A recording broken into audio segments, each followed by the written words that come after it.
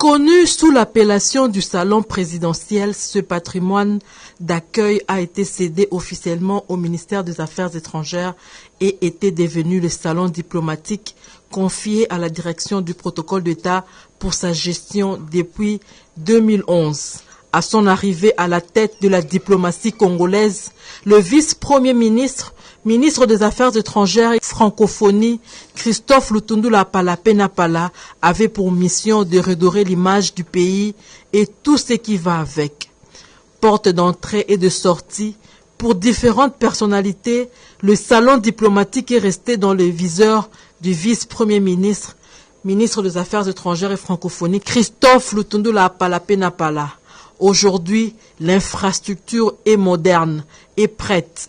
Tout a été mis en œuvre pour rendre joli ce salon qui est appelé à recevoir les personnalités étrangères et du pays.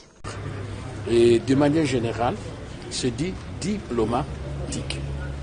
Et donc le salon est réservé en priorité aux diplomates, aux représentants des pays étrangers dans notre pays, aux diplomates au sens large du terme aussi, aux officiels étrangers, invités du chef de l'État. C'est réservé également aussi à ceux qui participent à l'action diplomatique de notre pays.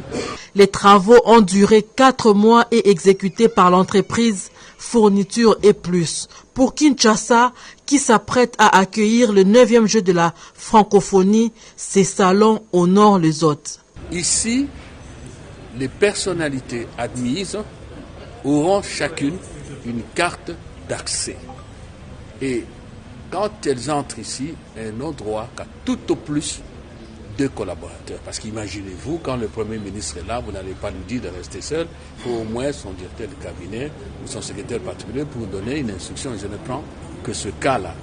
Et pour les autres aussi, même ceux qui payent, la réservation du salon diplomatique doit se faire au moins 48 heures avant.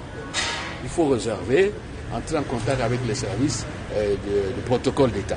Vous m'avez vu signer la note circulaire, elle sera affichée. Et nous nous adressons à tous les compatriotes qui ont des charges publiques. Ce n'est pas tout le monde qui vient au salon diplomatique. Ce n'est pas spécifique à la RDC. C'est comme ça que ça s'est fait dans d'autres pays et c'est comme ça que ça s'est fait selon les conventions internationales.